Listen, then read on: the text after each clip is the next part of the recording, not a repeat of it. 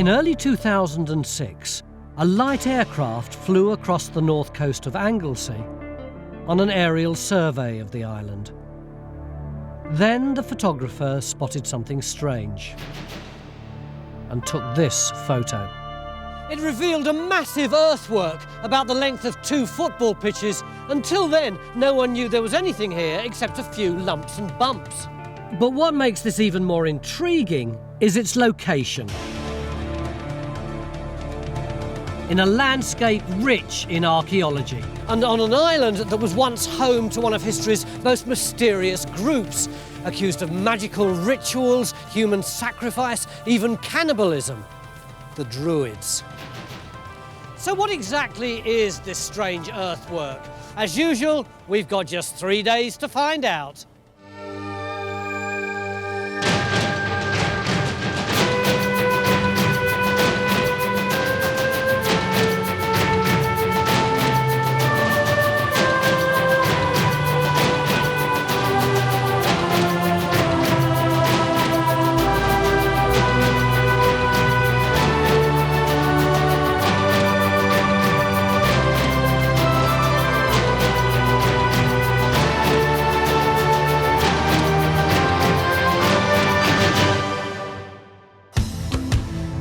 We're in Wales, on the north coast of the island of Anglesey. This is going to be a tough site. It's windy, it's never been excavated or even properly identified. So we get geophysics started early, send in Stuart to survey the earthworks and take a long, hard look at that intriguing photo. Mick, we've got this huge site here, clearly visible. Yeah. And yet nobody's ever dug it. That seems a puzzle to me. Not only they've never been dug, but they've hardly been recognised. Even the great survey of Anglesey done in the 1930s just said a few scrappy earthworks, mainly destroyed. Are they mostly destroyed? It doesn't look like it, does it? I mean, there's huge great banks and ditches. Have you any idea what period it is? Well, they just suggested it might be Roman, but I don't think we know, really. Do you think it's Roman, Francis? No, I don't think it is. It's got a very strange outline. Yeah. We know of at least 2 sites on Anglesey of that shape, which are Middle to Late Iron Age, and they're also known elsewhere in Britain. Well, I think it's even more exciting than that, 'cause it seems to be maybe more than one period, because you've got this, then you've got another rectangular bit added on the end, then you've got this bigger one round the outside. I've had a quick look round, and these survive as earthworks, so it's a really exciting site. If it is multi-period, and those later things are later than the Iron Age, then that's going to take us right through the key period of Anglesey history. Yeah. It really is. The Druids and everything, it's all waiting for it. Dating this massive earthwork's going to be critical. If it's Roman, then it's the product of one of the bloodiest episodes in Welsh history. In AD 61, the full force of the Roman army descended on this small island. Their mission? To destroy the stronghold of the British resistance, an insurgency led by the Druids. In a merciless attack unprecedented on British soil, they massacred the Druids and their followers and burnt down their sacred oak groves. But if our earthwork was built before the Roman invasion, then it could be a remnant of the very people the Romans set out to destroy, a relic of a lost world dominated by the Druids. Whoever built it, geophysics show this was a massive piece of engineering. Look, we've surveyed the bottom half of the field away from where the earthworks are well preserved. So you've got the top of the enclosure in the earthworks, but look, really clear responses. And possible entrance at that point there, Right. with maybe some sort of palisade outside. And is this settlement stuff that's noise here? Well, I presume so. Right. Is the black the bank or the ditch? That's the ditch. Right.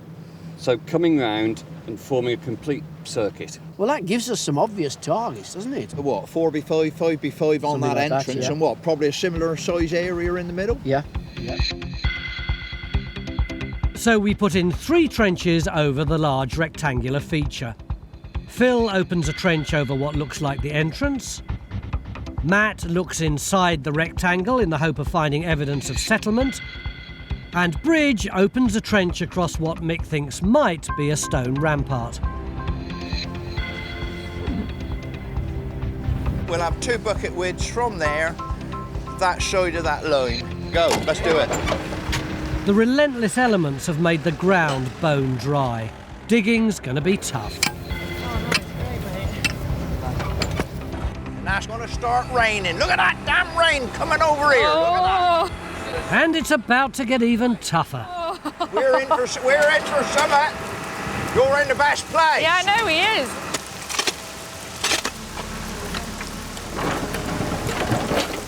In conditions like these, it takes a keen eye to spot any archaeological signs of life. And luckily for us, there's one man who's ever vigilant. Ian, our expert digger driver. Just say, you've got the natural where it comes over the rise. Yeah. And then you've got the natural there, just in between there. That's not some sort of ditch. Where? You've got the natural there, and then go that way. Yeah, just through there. It's a change in colour and it's softer material. It is, isn't it? You can feel it. Yeah. Just tidy that up. Take that other... John! You ain't got your printout in your pocket. No. Well, I've got it in my head, though. eh? I've got it in my head. Is there a linear coming through here? There should be. No, well, that is it then. Whoa, look at that. He spotted that. He felt it in the You finger. should swap jobs, I think. Hey! Phil, with more than a little help from Ian, has uncovered what appears to be the entrance to the enclosure. The ditch across the front would have made it impossible to approach the entrance directly. It looks defensive, but is it Roman or Iron Age? An imperial fort or the last refuge of the Druids?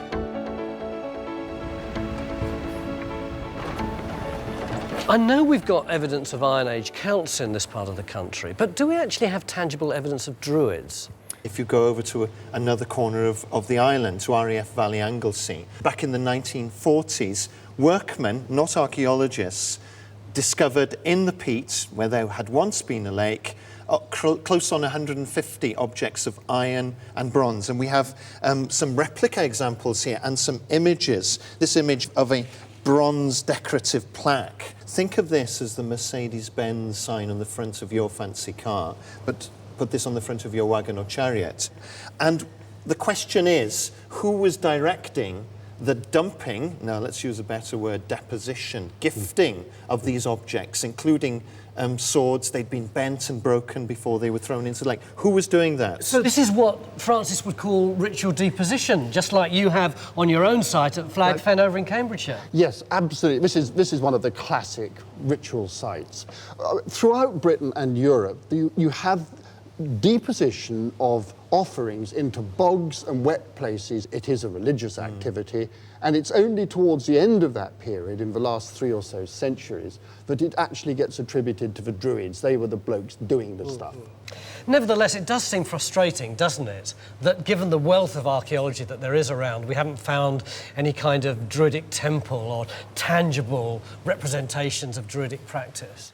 Think of the oak groves that were cut down by the Roman troops attacking Anglesey in AD 61. You know, what would be left of those? Because oak just disappears, it rots away. Just ashes. You know, how would you make those links?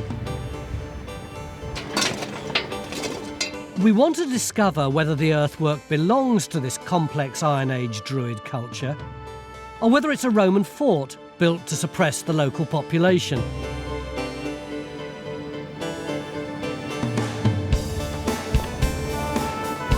We've put a trench over some exposed stones that Mick thinks could be a rampart. Bridge has cleaned them up, and they're looking good. Wow, Mick, this is fantastic. We don't usually find archaeology like this on day one, do It looks very impressive, doesn't it? Yeah. But it's not what we're looking for at all. What do you mean? Well, I thought it was probably part of some sort of Iron Age rampart structure. Sure. Well, of course, the problem is it's outside the enclosure. It's the wrong side of it. And it now looks as if it's the end of a barn or a building going off in that direction. And it turns out to be much more to do with a post-medieval farm site. Post-medieval? Round about when, do you reckon? 1800, something like that, probably. What we've got is this complex. All these earthworks over here, we thought the site might be multi-phase, multi-period. It is. The pattern of them suggests a farmstead, quite late in date. And it's obvious when you look at it. Yeah. I mean, I hate to say this, but he's absolutely right about the earthworks. Stuart's right. You are giving Stuart credit. Yeah, he's the done a man who you always say, oh, him and his high-flown ideas. Absolutely, but he's actually come up with trumps in understanding these I'm going to have a lie down after hearing him say that. What it means is we've got to go that way. We've got to look at the interior of enclosure over there and not worry about what's going on the outside, particularly if it's that sort of date. So, day one in our search for a prehistoric settlement, and we've got an 18th century farm. Very fine, though. Very fine. It's another 1,700 years to go. So far, this is our only datable evidence. In fact, despite some of our best ever geophysics, our trenches are beginning to look worryingly empty. Sure, I noticed a few bits of charcoal. Let's see, there's one. Yeah, quite a lot of it mixed into this deposit, but yeah, doesn't seem to signify anything really. You should have you had any pottery? No. Nothing. Charcoal. Bits of charcoal. Some quite chunky bits of charcoal actually in the subsoil. My instinct is if you've got a blank area, then you extend off it to find something. I agree with you, but I think there's what I call a different plan now. Right? As a result of the earthworks and the geophysics. If you look at that enclosure on the map and you look at this bottom half badly affected by later ploughing, and that being post-medieval farm, then our best bet for getting the outline of this enclosure is going to be up the top there. Yeah. Have you followed this so far? I've followed it so far. Could you explain it back to me so that I understand it? In the relentless wind, our plans and our minds are taking a battering. But as the clouds gather yet again, the archaeology begins to shine through. Francis. Yeah? I was saying there's not a lot of hope for this trench. There's actually a coin down here. Oh, heck. Perhaps this can help us to date the earthwork. Definitely copper alloy of some sort. And very, very fragile as well. See if I can get underneath it somehow. It's lying right on top of the natural, isn't it? Ah, there we go. There you Moved. go.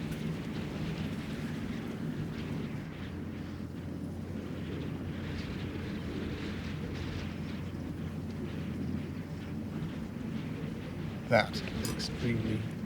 Looks very coinish. It does, yeah. If I can turn it over. Be very careful.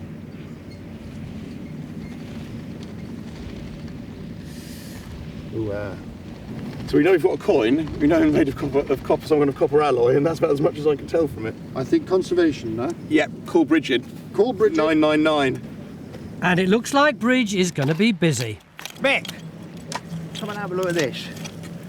Look, coin. It's out of context, but could be datable.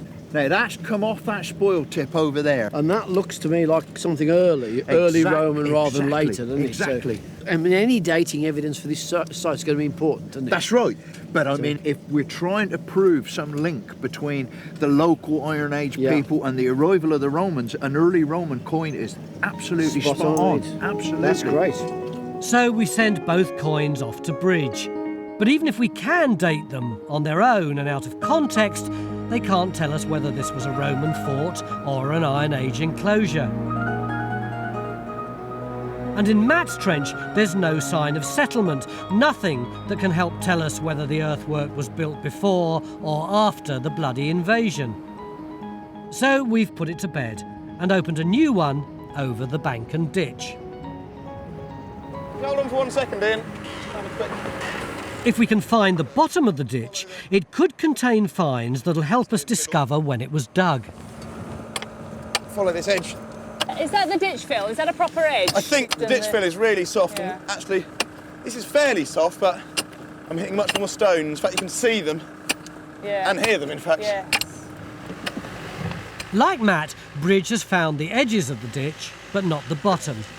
In fact, both trenches seem to be getting deeper and deeper. 9 feet deep. 2.7 metres. Well, I mean, I'm absolutely speechless. What a treat. But what's amazing is what a small space it's fitted into. I mean, we never thought it was going to go that deep. Do you think that it tells us anything, that shape, that incredible depth and narrowness? Well, I mean, normally, if you see something as narrow and steep and V-shaped as that, you'd say Roman, but we don't know that is its shape. And if it was Roman, I'd expect to see a lot of pottery knocking around. We haven't had a whisker of a find out. Nothing at all. No charcoal. No. And we've really tried hard to find something. If this ditch was Roman, we'd expect to see pottery, coins or other finds, and the enclosure would probably be laid out in a neat rectangle. But it's empty and irregular, which means our enclosure is looking less Roman and increasingly Iron Age. Just as things are getting really interesting, the weather we've been battling all day wins.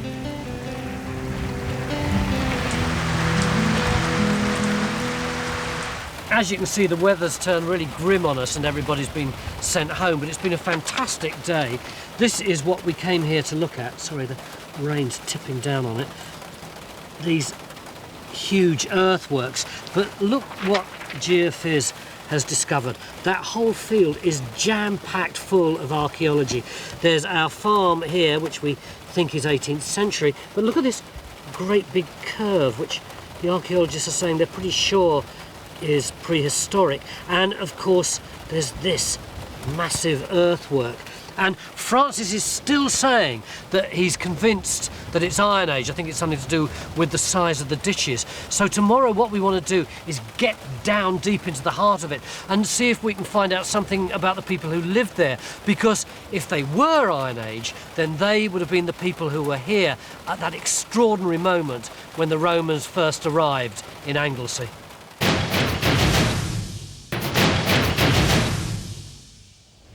Beginning of day 2 here in Anglesey, and we're just beginning to come to grips with this strange earthwork which covers this entire sloping field.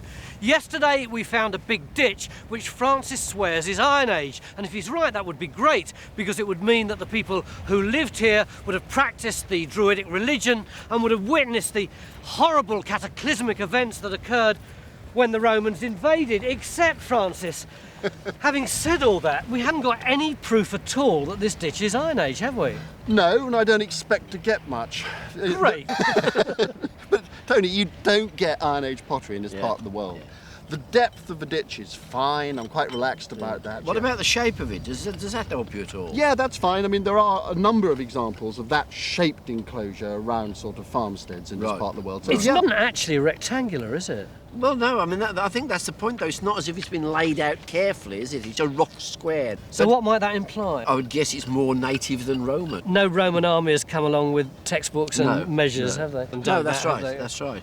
I mean, would you expect the buildings in this to be around the edge, or should we be looking for buildings in the middle? Wherever they've been excavated, these sites have produced buildings right in the centre. Right, so really we should be looking in that middle area there then, probably, for the buildings. Definitely. And it's a bit tricky because that looks like where we've had the modern ploughing, doesn't it? Well, the top half of the site hasn't been, the bottom half has. I mean, my inclination is to do something as near we can to the middle, but over those two different degrees of destruction, if you like, and see if we can't pick a house up in the middle. I'm happy with different degrees of destruction, yes. Yesterday, we opened a trench in the middle of the enclosure in search of settlement, without success. Today we're trying again, this time over an area that we hope has survived the plough.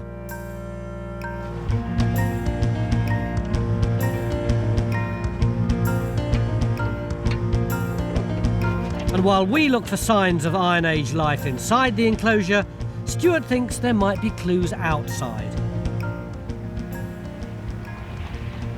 He's sniffing around in the field next door with the local farmers. You can see boundaries in this field here, can't you? Haven't you seen them? Which suggests there were fields all around it and so on. Well, I've seen aerial photos of this field years ago, and there's like circular, I don't know what they call them, circular shapes there. Oh, right. But even with one field, this is a massive site, which makes it even stranger that our only finds so far are 2 small coins.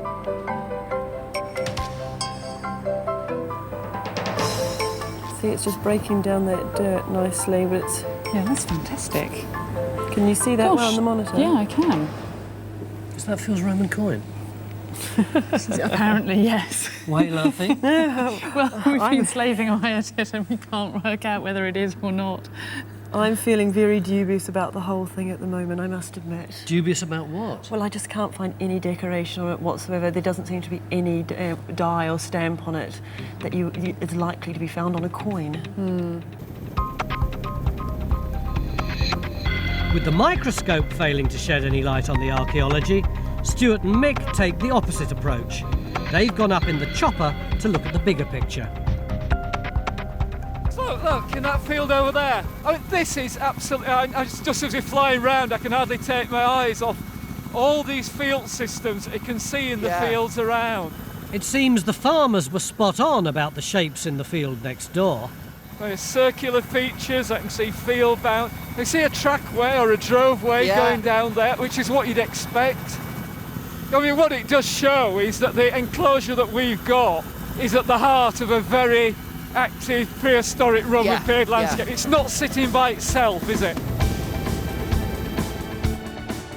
But what's the connection between our Iron Age enclosure on the hill and the shapes in the next field?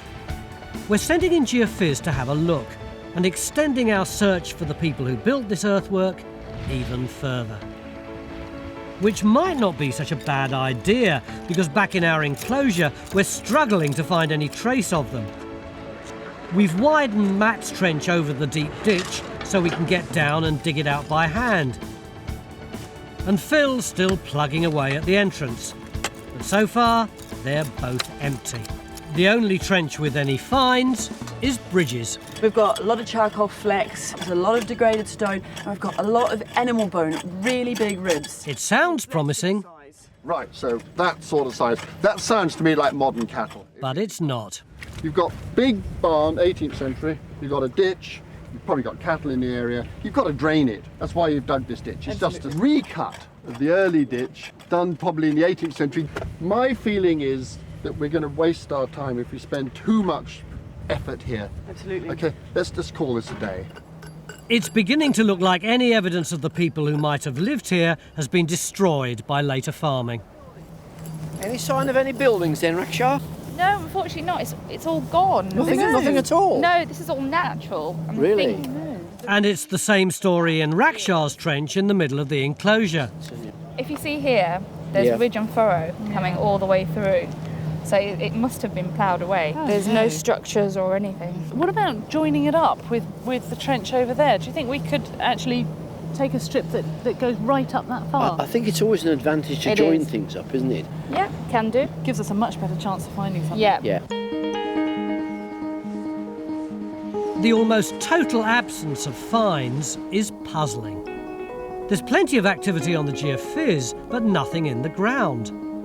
While in the field next door, we can see shapes on the ground, but the geophys results have come back and they're empty. Not that Stuart's about to be beaten. Can you see these trees on the hedge line? They're the ones there. So we've got 1, 2, 3, 4. Without the aid of geophys, we're relying on the highly scientific between the 4th and 5th tree method to plot in our trenches. So what I suggest is we put a trench across this ditch, across this earthwork, and onto the other side. And you should, if it still survives, you should hit it in a trench going across there. Okay, I wish you luck. Over to you, Hopefully we'll find something in this field to help us date our site. Because so far, these are our only finds, and dating them is proving difficult. We've called in find specialist Kai Paynton to take a look. Initially, when those coins were dug up, everyone was saying Roman, possibly early Roman, really exciting. But then these waves of doubt began to hit us. Oh, maybe it's not a coin at all. Are they coins? Are they Roman? The good news is they are coins. They are Roman. One of them could potentially be quite early, and one of them might be a little bit later.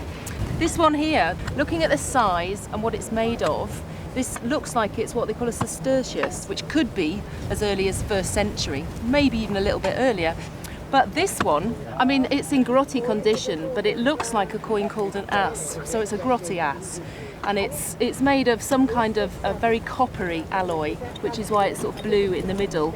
It looks like quite an early coin, so this could well be a 1st century coin about, you know, the time of the invasion here. I think, as Kai says, they've been around for a long time. They've circulated for a while. So you don't think that the early coin was being clutched in the hand by a Roman warrior as he murdered the Druids on this very spot? I think it's possible, but I have to say unlikely. In fact, the coins are so worn, they could have been in circulation long after the Romans invaded, several hundred years after they'd wiped out the island's Druids. Their brutal campaign was so successful that today it's easy to think the Druids are more myth than reality. If someone mentions Druids nowadays, we tend to think of hippies in white sheets on Salisbury Plain, don't we? But do we have much tangible evidence that they actually existed in ancient times? We must be careful, because whose territory are you on now? You're in Wales, and we have living Druids, our own intelligentsia, who come together for our big cultural festival. Yes, but those kind of Druids are just an 18th century conceit, aren't they? That's a fantasy, isn't it? Tony, our Druids today are our intelligentsia in Wales. They are musicians, but also think of those poets and those people who continue oral traditions. So then maybe we have a route into prehistory, into the pre-Roman periods, as to how these people behaved and what their special roles were. Why do we think they were an intelligentsia? Well, there's plenty of documentary evidence. Caesar tells us that the Druids in Gaul, France today, which he happened to be conquering at the time, that they came over to Britain to study. That is the best teaching, the best source of learning. So what was this knowledge that they were imparting? Well, I mean, there seem to have been 3 types of Druids. Basically a priesthood, and then soothsayers, sometimes called ovates or vates from the Latin, and bards. And it's the bards we see a lot of in Wales because they're the poets and the singers and the artists. But we can broaden their role. You know, were they the scientists? You know, we use, it's a modern term, scientists. They were foretellers of the future. We are also told that battles between the native peoples, the pre-Roman peoples, their own peoples, they'd come in as actual peacemakers. So they knew that they're playing many roles. But that's not how the Romans saw the Druids, is it? They saw them as blood-drinking cannibals. Tony, as you know, the natives didn't do the writing. It's the Romans who tell us the story. It's a story that includes blood-curdling accounts of elaborate human sacrifice. But is that just Roman propaganda? Or could the Druids really have conducted such ceremonies? I'm travelling across Anglesey to find out. There's certainly a powerful sense of pre-Roman history here. It's not hard to imagine Iron Age Celtic people living and worshipping on this enigmatic island. One thing above all others that the Romans seemed to hate and fear about the Druids was their practice of human sacrifice, the most terrifying manifestation of which was this, the wicker man.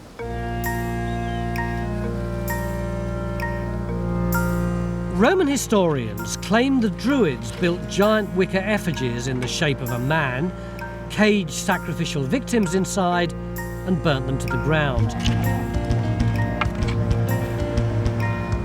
David Freeman and his team from the Tallern Archaeological Group are using traditional woodworking techniques to build our very own wicker man, to see whether such a thing could really have existed. Do we really know that this actually happened? We've got 2 pieces of documentary evidence. No physical evidence, though, unfortunately. Mind you, this is not so much a wicker man, more a wicker pair of trousers, isn't it? It looks that way at the moment. The top half of him will be a different colour, sort of from the waist upwards. But of course, we're not going to stuff it with human beings. What are we going to put inside We're actually going to stuff it with straw so that we get a good flare, a good effect. I'm kind of a bit disappointed, really. It is a bit of a shame, really. Yeah. Is it difficult to make? The main framework's going all right. My big problem is as soon as we start to bend in smaller circles. Willow should bend extremely easy, but we're so short of water in the wood at the moment, it's just breaking. I hope you're going to be able to make it in time. What you may not have noticed is that Victor is lurking behind us, scribbling away, and given that it's Victor, yes! Here we have a wicker man. That's pretty amazing, Victor. Look at this little arm. That's horrifying. It's horrific, actually. I hope they can get somewhere near it, because I particularly like the head. It's made out of leaves and things. Oh, there's a little face here as well. If it's going to look anything like that, it's going to be really spectacular, isn't it? Yeah, it will be. Quite looking forward to this. See you later, Dave. There's no sign of Druids back on our Iron Age earthwork. In fact, after 2 days of hard digging, the painful truth is there are no houses, no domestic rubbish, no sign of Iron Age people at all. We've got this huge ditch going all the way round this field. We put in a trench right in the middle of it because we thought there might be an Iron Age house somewhere around there. But we hit natural, so we put the trench to bed, or so I thought. Yeah, I thought it was natural as well, but he's got a different idea now. Well, he's certainly attacking it again with a great pick. What's going on, Francis? Well, I think we got a bit of a problem. We thought it was natural, but when we put a trench through the bank beside the big cut through the ditch over there, I wanted to do that because I wanted to establish the bottom of the bank, which would give us the top of the surface that people walked on in the Iron Age. Okay. Well, we have established that. If you go about 6 inches or a foot below that, you'll remove the old topsoil that was there. And below that, that's where you'll find the pure natural, okay? That's what we've done over there. And I followed it down, and I've dug a hole here, right in the corner, and you can see that the stuff in the hole is very much paler and firmer than this rather granular grey stuff on the top. In other words, you thought we'd put it to bed, but in fact we've left a blanket on it, so you... So you can't see what's under the blanket. And is that the difference then? The yellow is the natural, and we got the grey on the top here. Right, which is weathered natural. Yeah. Right. So the post holes of your houses, if they exist, and that's a big if, will still be under this blanket. So if we are going to find evidence of the houses, does that mean we're going to have to take off all this? Yeah, we're going to have to take this off, we're going to have to take that off up there, and we might even have to extend this and take more off so we get more of an idea of the plan. So we haven't actually finished the job, basically. That's why we've not found it. Mind you, the hardest job of all is standing still in this wind, isn't it? Yeah. Yesterday we had rain, today we've got wind. Yeah. And you feel completely battered at the end of it. And some of us can't remember the plot as a result. It's Armageddon. We thought we'd got to the bottom of our trenches. We hadn't. We need to dig down deeper to get to the Iron Age ground level. And when we do, if Francis is right, we could find 2,000-year-old houses, evidence of the people who built this massive enclosure, who may have practiced the Druid faith.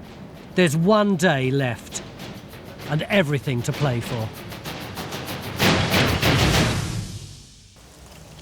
Beginning of our third and final day here at Anglesey, where we knew we'd got this great knot of massive earthworks, which we thought were Iron Age. But when we started to excavate them, there was no sign of human activity, no sign of human occupation, nothing except this natural earth and stone. And quite frankly, we were all getting pretty worried. But then yesterday afternoon, Francis came up with this theory that this wasn't the natural, it was a blanket of earth and stone covering the natural. So he began excavating underneath it, and lo and behold, you're not just a pretty face, are you, Francis? I must admit, I'm a bit chuffed, yeah. Yeah, we took it off with the digger, and lo and behold, underneath it we've discovered post holes. Show me the post holes. Down here, I've labelled them up. They've got sort of lost in the rain, but they're quite distinct against this really bright natural. And then in the middle here, this great pit. And I don't know what it is. All the way around here like this? Yeah, it's absolutely huge. So what this means is that we've got to re-examine all the other stuff we were stripping yesterday. With 1 day left? With 1 day left. Phil? Yo. What do you reckon this might be? Well, it is. I mean, to all intents and purposes, it is a big pit. Whether it's a rubbish pit, whether it's, dare I say it, a grave, I really don't know. The only way to do it is to dig it and find out. Suddenly all got rather exciting.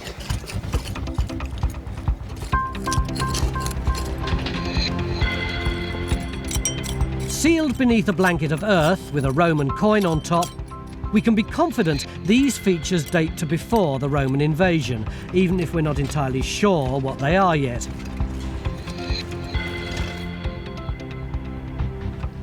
It means we've finally uncovered the remains of Anglesey's lost Iron Age world. A world the Romans tell us was dominated by the Druids.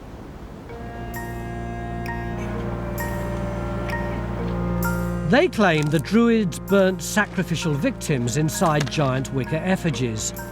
But is this just Roman propaganda? We're building our own wicker man to find out. But dry willow and strong winds are making things tricky. They've got their work cut out if he's going to be ready to burn tonight.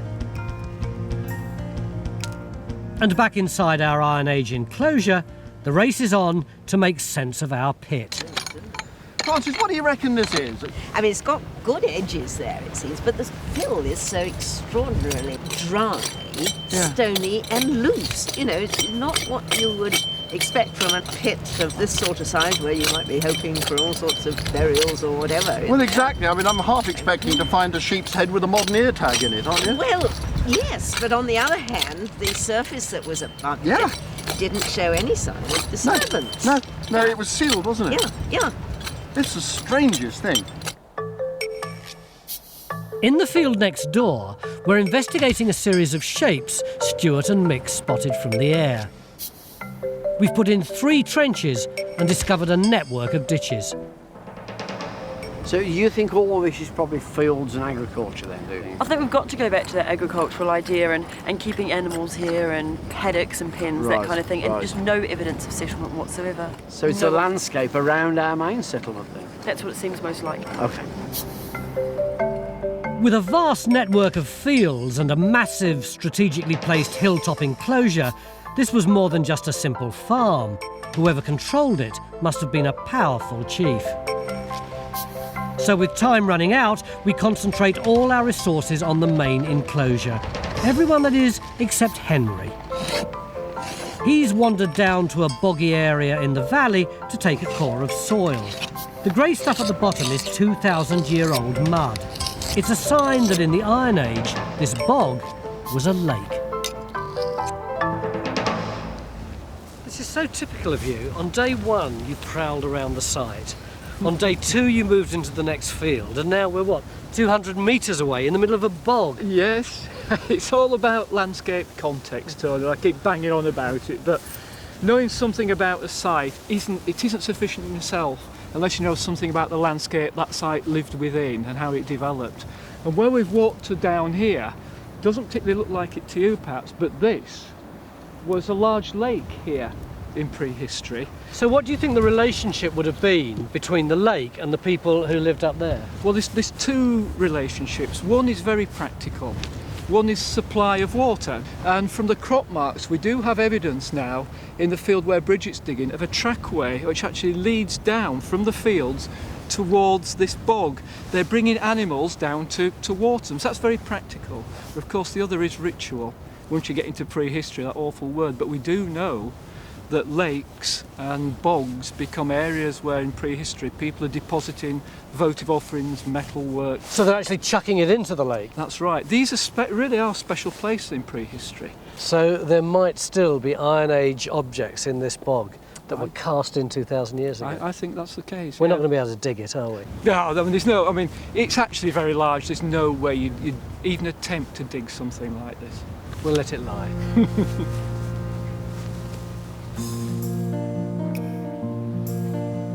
From his hilltop home, the Iron Age chieftain who ruled this corner of Anglesey could see the source of his power, economic and spiritual, laid out before him. And he made sure that anyone looking back could see it too. If you remember, the geophys showed another ditch on the outside of the main big ditch. So we put this trench in, and what we discovered wasn't what we thought. It wasn't another ditch. Right. But we came across these big rocks. We found about 5 of these, and they went in a line across the trench here. So I put an extension in. Yeah. And I think that's the foot of a wall. So you got a wall through here? We got a wall. This, in other words, the bank that accompanied the big ditch had a revetment, stone revetment. To stop all this stuff tipping it over? Yes, but I mean, we've just got the bottom of it. It may well have been higher. Yeah. In which case, you could have seen a stone wall down there in the valley. And it would have looked, you know, really spectacular. And it sort of enhances this impression that this is a very high status, important site. It would have looked like a fort on the horizon, wouldn't it? Yes. Yeah, yeah. In an imposing structure like this, we'd expect to find substantial houses. But so far, the only sign of Iron Age occupation is a series of small post holes. They don't look much, but Mick and Francis are impressed. It's probably the best evidence we're going to get for settlement on this site, for actual buildings and structures, isn't it? Yes, but dating them with any precision is impossible, other than by absence of pottery. But they're right in the centre of our enclosure, which is where we know they ought to be. So they're at the centre of power, if you like. And if we could join them all up into coherent pattern, I think we'd find there would be round houses, about sort of 8 metres diameter, thatched roof, that sort of thing. But the posts can't have been very big. They're pretty small. No, but I think the problem is, you see, we're seeing just the bottom bit of the post hole. All the rest of it, the actual foot or more in which the post has been eroded by ploughing across this site. We're right at the bottom of them. So you're happy that there were actually Iron Age people building shelters here, not just putting up fences? Yes. I think it's more than shelters. Yes, it's houses. This would be a substantial house, you know, where people have reconstructed. They're quite substantial buildings. And at nearby Mellon Clernon, a team of experimental archaeologists and modern builders are demonstrating just how substantial. Their reconstructions show these were simple but brilliant designs. Carefully placed posts bore the weight of the roof and defined the large communal space.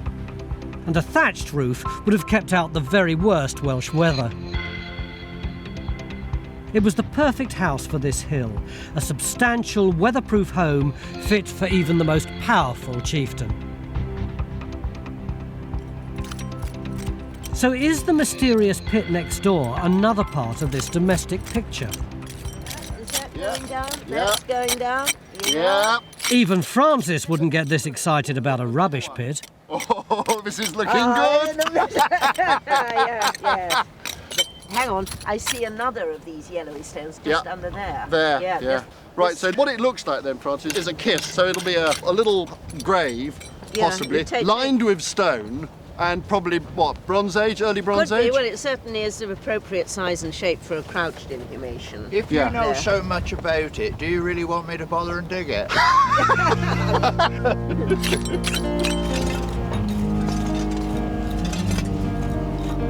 This is completely unexpected.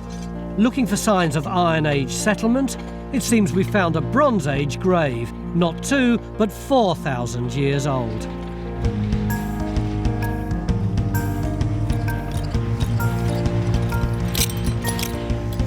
The oval grave was lined with large flat stones. The body would have been curled up inside. It seems the acidic soil has destroyed the bones, but the discovery helps us rewrite the history of this hill. We're saying those post holes are about 2,000 years old, and that burial is about 4,000 years old. In other words, the people who were looking at that burial were as far away from it in time as we are from the Romans. But think now, if there were a heap of stone over this burial pit, it was there, it was being respected by the builders of these new houses. It's odd, isn't it? Because for us, special places like churches and synagogues and what have you tend to be very much separate from our everyday lives, and yet that seems to be right in the middle of Iron Age everyday life.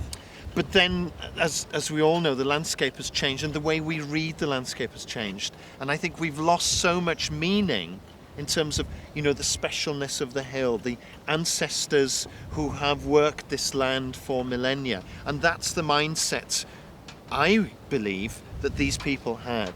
And, of course, we were advised by those special people, those Druids who are helping us to make sense of history.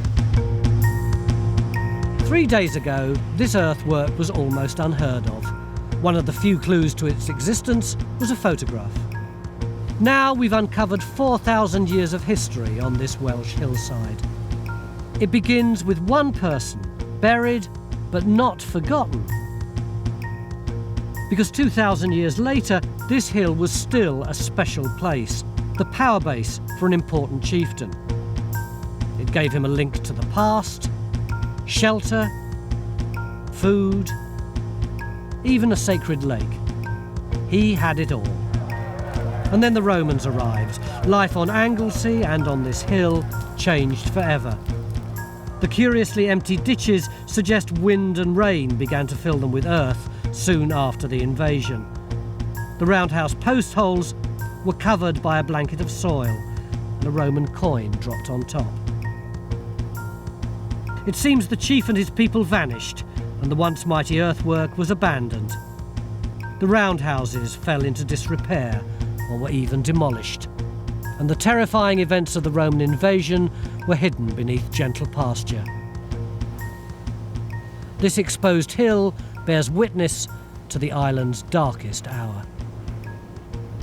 David's really come on, hasn't it? Yes, it has. Growing nicely. We're almost on the last stage. Despite dry willow and strong winds, Dave and his team have proved it would have been possible for the Iron Age Celts to build a wicker man. Let me show you the head. Does that remind you of anybody? As Dave puts the finishing touches to our wicker man, it's easy to forget that 2,000 years ago, this would have been a gruesome spectacle. But stuffed with straw instead of humans, it's far from terrifying.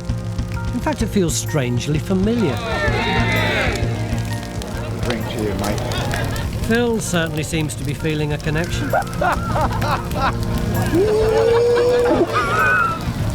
It's tempting to find faint echoes of this ancient custom in our modern traditions, from corn dollies and the Green Man to Guy Fawkes. How much of the ancient British way of life did the Romans really destroy? How much do we owe to that elusive elite, the Druids?